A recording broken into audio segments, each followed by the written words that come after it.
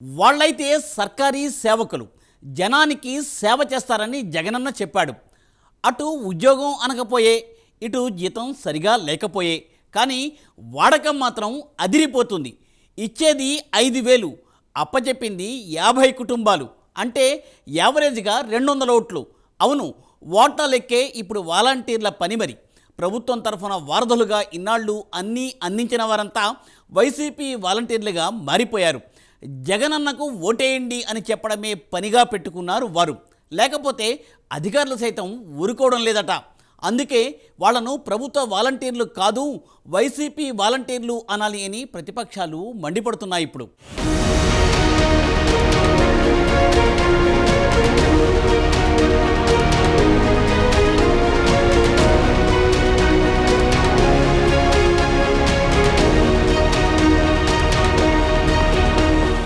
వాలంటీర్లు ఇప్పుడు ఈ పదానికి అర్థం మారిపోయింది. వాలంటీర్ అంటే స్వచ్ఛందంగా ముందుకు వచ్చి పనిచేసేవాళ్ళు అని. కానీ అటు ఉద్యోగం కాని ఉద్యోగం ఇచ్చి వారికి వాలంటీర్ అని పేరు పెట్టింది వైసీపీ ప్రభుత్వం. సాఫ్ట్వేర్ జాబ్స్ తప్పితే వేరే జాబ్స్ లేని నిరుద్యోగం విపరీతంగా ఉంది. కాబట్టి పాపం డిగ్రీలు పీజీలు చేసిన వాళ్ళంతా ఈ వాలంటీర్ పనిలో చేరిపోయారు. ఏదో ఒకటి 5,000 ఖర్చులకు వస్తాయి. సొంత ఊళ్ళోని పని చేసుకోవచ్చు, పొలం ఉంటే వ్యవసాయం చేసుకుంటూ ఇది చేసుకోవచ్చు, అలా అనుకుని అందరూ జాయిన్ అయ్యారు. పోను పోను ఈ వాలంటీర్ పని మారిపోయింది.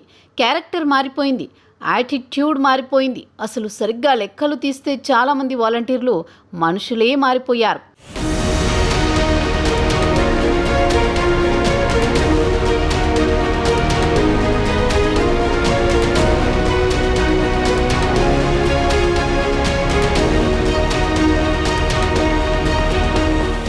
పథకం అందాలన్నా, ఏ సర్టిఫికేట్ కావాలన్నా వాలంటీర్తోనే పని. 50 కుటుంబాలు అప్పచెప్పారు. వారికి ఇవ్వాల్సినవన్నీ వచ్చేలా చూడడమే వాలంటీర్ పని. చివరికి అది ఎలా తయారైందంటే ఆ 50 కుటుంబాల అన్ని డీటెయిల్స్ సేకరించి అవన్నీ ఆఫీసులో ఇవ్వడమే పనిగా మారింది. వైసీపీ వాళ్ళు ఎవరికైనా పథకం ఇవ్వమంటే ఇవ్వాలి, ఆపమంటే ఆపాలి, లేదంటే పీకేస్తారు. అలా మాట వినని వాలంటీర్లను చాలామందిని మార్చేశారు.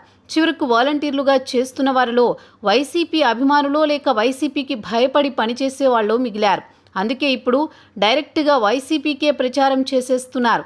అయినా జనాలకు మాత్రం ఆశ్చర్యం కలగడం లేదు.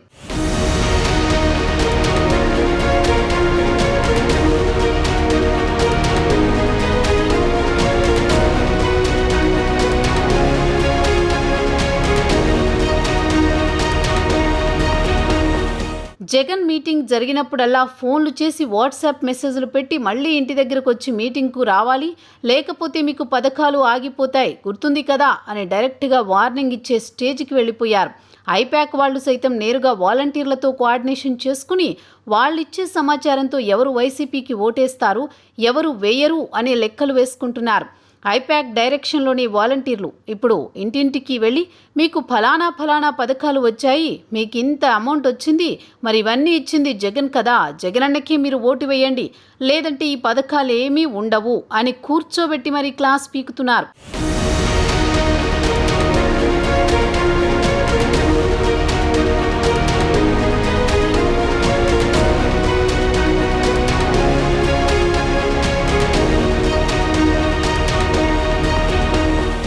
అసలు వాలంటీర్ల దగ్గర ఉన్న జనం సమాచారం ఎక్కడకు వెళుతుందనేది కూడా వివాదంగా మారింది. గతంలో పవన్ కళ్యాణ్ మిస్సింగ్ కేసుల గురించి చెబుతూ వాలంటీర్ల దగ్గర నుంచి సమాచారం ఓ ప్రైవేట్ కంపెనీకి ఇస్తున్నారని, అక్కడి నుంచి ఎవరికైనా వెళ్ళొచ్చని, దీనివల్ల ప్రమాదమని మాట్లాడారు. దానికి పవన్ ఏదో వాలంటీర్లను అన్నట్టు క్రియేట్ చేశారు. కేసులు కూడా పెట్టలేదు. 29,000 పై దాదాపు 30,000 మంది అమ్మాయిలు మిస్ అయిపోతే దాంట్లో 14,000 మంది తిరిగి వచ్చారని చెప్తా ఉన్నారు పోలీసు. మిగతా 18,000 మంది ఏమయ్యారు? వైసీపీ ఈ వాలంటీర్స్ టీంని పెట్టారు. ప్రతి ఊర్లో, ప్రతి గ్రామంలో ఎవరు మనిషి, ఏ కుటుంబంలో ఎంతమంది ఉంటారు, ఏ కుటుంబంలో ఆడపిల్లలు, అక్కడ ఏమేమి ఉన్నాయి వాళ్ళకి, వాళ్ళు ఎవరైనా అబ్బాయిలను ప్రేమిస్తున్నారా, వాళ్ళలో వితంతువులు ఉన్నారా, ఇట్లా ట్రాప్ చేసి హ్యూమన్ ట్రాఫికింగ్ జరుగుతూ ఉంది. వీళ్ళ ఇన్ఫర్మేషన్ వల్ల ఒంటరి మహిళల్ని వీళ్ళు టార్గెట్ చేసి ఆ ఇన్ఫర్మేషన్ కొంతమంది సంఘ విద్రోహ శక్తులకు ఇస్తే వాళ్ళని వీళ్ళు కిడ్నాప్ చేయడం కానీ ట్రాప్ చేయడం కానీ జరిగి మిస్ అయిపోయారు ఇంతమంది.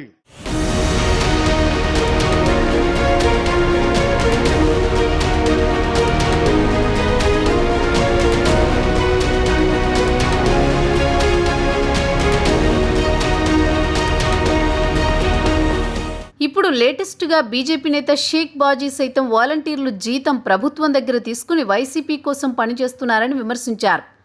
అంతెందుకు ముఖ్యమంత్రి జగన్ సైతం వాలంటీర్లంతా చొక్కాలు మడిచి సిద్ధమవ్వాలి, జగనన్నకు ఓటెయ్యమని చెప్పాలి డైరెక్ట్గా పబ్లిక్ మీటింగ్లోనే చెప్పారు. మీ అన్న నమ్ముకున్నది ఒకటే, దేవుడు దయను, ప్రజల చల్లని దీవెనలు. ఈ మంచి ప్రభుత్వానికి, మనందరి ప్రభుత్వానికి, మీతో కూడిన మనందరి ప్రభుత్వానికి జగనన్న సైన్యం మీరు అని చెప్పి కూడా ఈ సందర్భంగా గుర్తు చేస్తా ఉన్నాను. ప్రతి మాట కూడా అడిగి ఆలోచింపచేసి ప్రజలందరికీ కూడా వ్యత్యాసం చూపించాల్సిన బాధ్యత కూడా మీ అందరి మీద ఉంది అని కూడా ఈ సందర్భంగా తెలియచేస్తూ,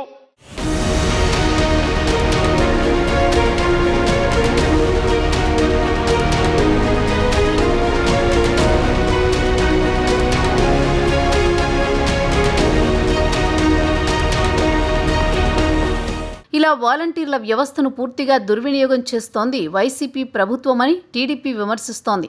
అయితే తాము అధికారంలోకి వస్తే వాలంటీర్లను తొలగించబోమని టీడీపీ ప్రకటించింది.